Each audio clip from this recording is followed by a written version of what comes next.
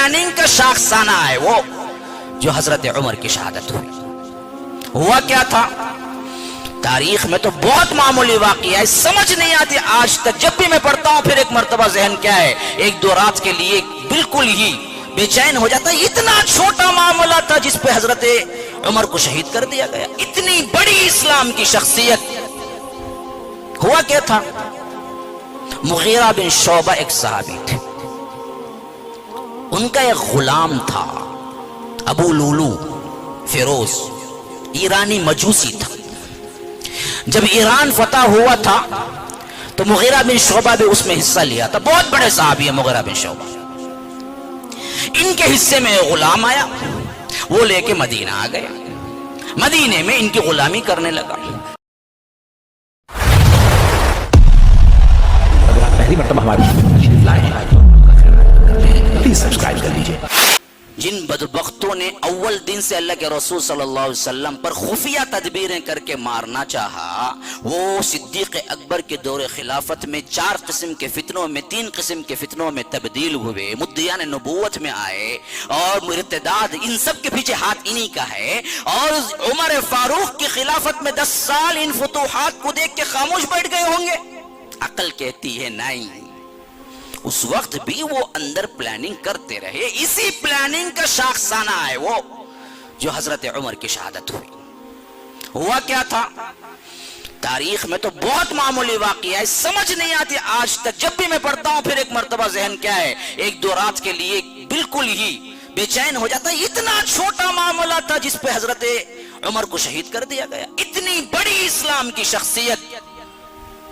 हुआ क्या था, मुगीरा बिन शोबा एक सहाबी थे, उनका एक गुलाम था अबू लूलू फिरोज, ईरानी मजूसी था। जब ईरान फतह हुआ था तो मुगीरा बिन शोबा भी उसमें हिस्सा लिया था। बहुत बड़े सहाबी है मुगीरा बिन शोबा। इनके हिस्से में गुलाम आया, वो लेके मदीना आ गया, मदीने में इनकी गुलामी करने लगा। और गुलामों को बाज मर्तबा ये भी होता था कि उनको इजाजत दी जाती थी कि भाई तुम आजादाना तिजारत कर लो, हम तुम्हारी देखभाल ज्यादा नहीं कर सकते, तुम खुद तिजारत कर लो, तिजारत में से कुछ हिस्सा हम ही दे देना है क्योंकि तुम मेरे गुलाम हो, बाकी तुम उठा लेना है, जैसा कि बिजनेस पार्टनरशिप में भी होता है। ऐसे ही हजरत मुगीरा बिन शोबा ने अबू लूलू को कहा था कि तू तिजारत, और वो बड़ा ही लोहे के औजार बनाने में बड़ा माहिर था, बहुत माहिर, खंजर वगैरह बनाने में, तलवार बनाने में बेहतरीन हुनर था उसके पास। तो उन्होंने यौमिया 2 दिरहम लगा दी। हजरत मुगीरा बिन शोबा ने कहा कि देखो तुम जो भी है कमाओ कमाओ, मुझे 2 दिरहम देनी है तुम्हारी कमाई में से। अब ये शिकायत लेके हजरत उमर के पास आया। अब कौन था ये, ईरानी था, मजूसी था। और कहां से आया था, ईरान फतह हो चुका था, वहां से आया था। और ईरान था क्या, सुपर पावर था उस जमाने का, जो इस्लाम आने की वजह से निस्त नाबूद हो गया। तो गुस्सा, गम, अंदरूनी साजिशें सब इसके अंदर बतरज आदम मौजूद थी। तो वो आया और हजरत उमर से कहा कि मुगीरा मुझ पे बोझ डालते हैं, मुझे बहुत ज्यादती करते हैं, जुल्म करते हैं। हजरत उमर ने पूछा क्या वाकया है, कहा कि देखो मुझे 2 दिरहम हर दिन देना है। हजरत उमर ने पूछा काम क्या करते हो, कहा कि मैं लोहे के औजार बनाता हूँ। कहा कि काम बेहतरीन करते हो, बहुत पैसा कमा सकते हो, 2 दिरहम क्या बात है, बिल्कुल सही फैसला किया मुगीरा ने, जाओ जाके दो। बस वहां से दुश्मनी ठन गई। ये बदबख्त ने उसी वक्त कसम खाई थी कि तूने क्या मेरा सपोर्ट नहीं किया, देख मैं भी एक ऐसा खंजर बनाऊंगा जो 2 तरफा होगा। अब वहां से उसने क्या है, गोया के ताक में रहा। और इधर हजरत उमर की ख्वाहिश ये थी, आखिरी जमाने में खास कर तो वो दुआएं करते थे, अल्लाह रियाया बढ़ गई है, मैं बूढ़ा हो गया हूं, अब वो कैफियत नहीं है जो जवानी में थी, और इतनी बड़ी सल्तनत को मैं नहीं संभाल सकता। इससे पहले कि कुछ हो जाए, अल्लाह तू अपने पास बुला ले, अगर मेरे लिए बेहतर यही है। और दुआ में हमेशा ये भी कहा करते थे कि अल्लाह मुझे शहादत की मौत देना। और लोग जब बाहर बुलाते तो مدینے سے نکلنے کے لیے بھی تیار نہیں ہوتے. اسی وجہ سے جو خادمین ہیں, خاص کر چھوٹے صحابہ عبداللہ ابن عباس وغیرہ, عبداللہ ابن عمر وغیرہ, وہ کہا کرتے تھے کہ ہم حیران ہیں کہ یہ مدینے میں دعا کرتے تھے اے اللہ مجھے شہادت دینا, اور مدینے سے نکلنے کے لیے بھی راضی نہیں تھے. تو ہم سوچتے تھے مدینے میں کون سا ایسا مسلمان ہے جو حضرت عمر پہ تلوار اٹھا سکتا ہے, کیونکہ مدینے میں تو مسلمان ہیں صرف. اگر یہ کسی سرحد پہ جاتے, وہاں شہادت کی دعا کرتے تو شہادت ہو سکتی تھی. مدینے سے نکلتے بھی نہیں اور شہادت کی بھی تمنا ہے. تو ہم حیران تھے کہ یہ دعا پوری ہوگی تو کیسے ہوگی. اتنے میں ہوا کیا, یہ ابو لولو فیروز جو تھا مغیرہ بن شعبہ کا غلام, اس نے دلی دشمنی, صرف اتنا ہی تاریخوں میں آیا کہ دلی دشمنی کے طور پہ قتل کر دیا. حالانکہ اصل ہم عمیق گہرائی میں جا کے دیکھیں تو یہ دلی دشمنی نہیں تھی, یہ باقاعدہ پلاننگ تھی انہی لوگوں کی طرف سے جو اول روز سے اللہ کے رسول صلی اللہ علیہ وسلم کو قتل کرنے کی سازشیں ہوئی تھی. کون کون؟ نمبر 1 یہود سپورٹ کرنے والے کمزور منافقین جو کمزور ایمان والے تھے, ان کی ملی بھگت ہے. اس کشیدی اور آخرکار ایک صبح فجر کے لیے جب نکلے حضرت عمر نماز پڑھانے کے لیے, اسی وقت وہ منبر پہ محراب کے کنارے چھپا بیٹھا تھا. جب وہ پوری نماز میں پورے جذبات کے ساتھ تلاوت میں غرق ہو گئے تو اس نے کیا ہے ایسا وار کیا جو کہ دراصل ناف تک سینے سے پہنچ گیا تھا انہیں, اور نماز پڑھنا مشکل ہو گیا تھا. پھر اس کے بعد پھلانگا, اور لوگوں کو اس وقت معلوم مائک وغیرہ تو نہیں تھی اور لمبی لمبی صفیں تھی. فجر میں تو خاص کر مسلمان بہت ہی شوق سے, آج کا معاملہ نہیں, فجر میں سب سے کم آتے. وہ زمانے کا معاملہ تھا کہ فجر میں قرآت سننے کے لیے اور لمبی قرآت بھی کیا کرتے تھے اصحاب رسول اللہ صلی اللہ علیہ وسلم. اور عمر کی قرآت تو بہت اچھی تھی, سننے کے لیے بہت مجمع آتا تھا. تو آخری صف والوں کو کیا بلکہ درمیانی صف والوں کو بھی معلوم نہیں ہوا کہ ہوا کیا منبر کے پاس. معلوم تو اس وقت ہوا جب انہوں نے خود سامنے کے صف سے عبد الرحمن بن عوف کو سامنے کھینچ دیا کہ نماز تم پڑھاؤ, اور یہ نیچے گر گئے, یہ تڑپ رہے ہیں لیکن نماز نہیں جانے دی انہوں نے. وہ نماز پڑھائے باقاعدہ. اور جب آواز بدلی عمر کی آواز سے عبد الرحمن بن عوف کی آواز میں بدلی, تو تب چہیں جا کے پیچھے کے مصلیوں کو پتا چلا کہ کچھ ہو رہا ہے. اور اس کے بعد وہ جب پھلانگا, اس وقت مسلمانوں نے پکڑنا چاہا. بعضوں کی روایت جب جیسے ہی انڈر میں آیا اسی وقت اس نے خودکشی کر لی اور مر گیا. تو جب ہوش آیا تھوڑا سا گھر پہنچ کے, اس وار کے بعد بھی تقریباً حضرت عمر 3 دن زندہ رہے, 3 دن زندہ رہے.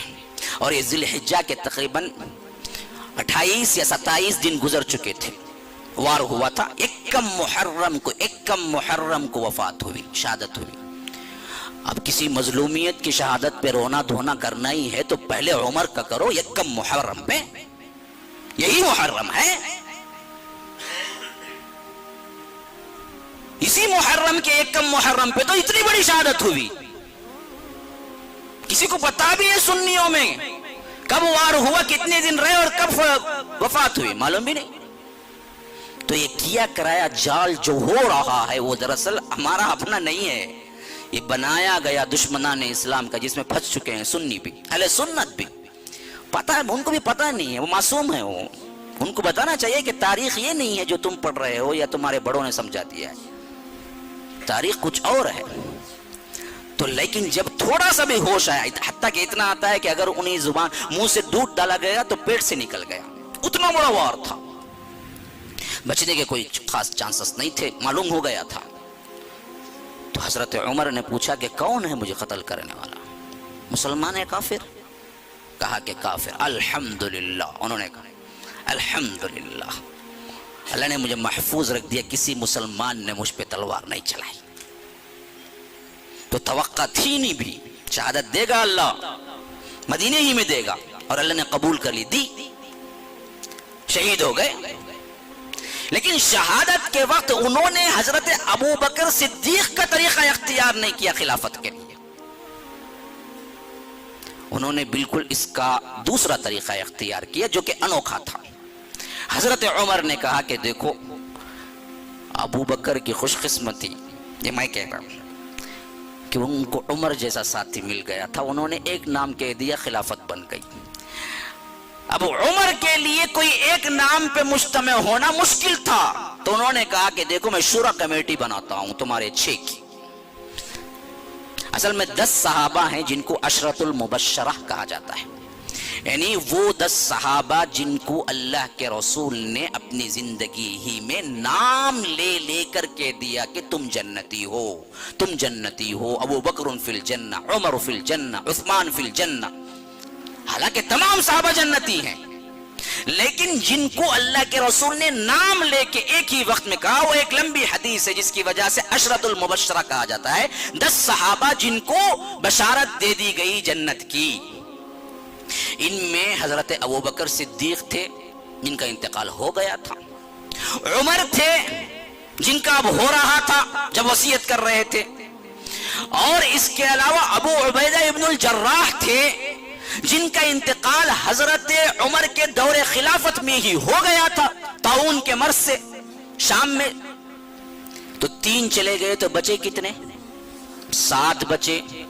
7 میں ایک وہ تھے جو ان کے رشتہ دار تھے، سعید ابن زید۔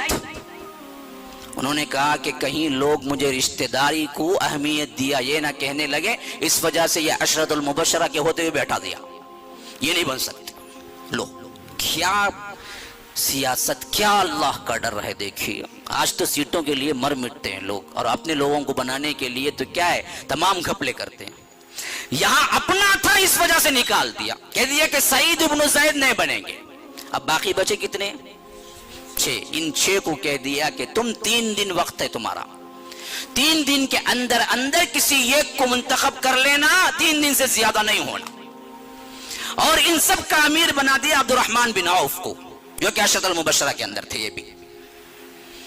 اب شہادت کے بعد 3 دن کے اندر اندر جو فیصلہ شکل میں آیا وہ تھا حضرت عثمان کی خلافت کا رضی اللہ عنہ، سب متفق ہو گئے۔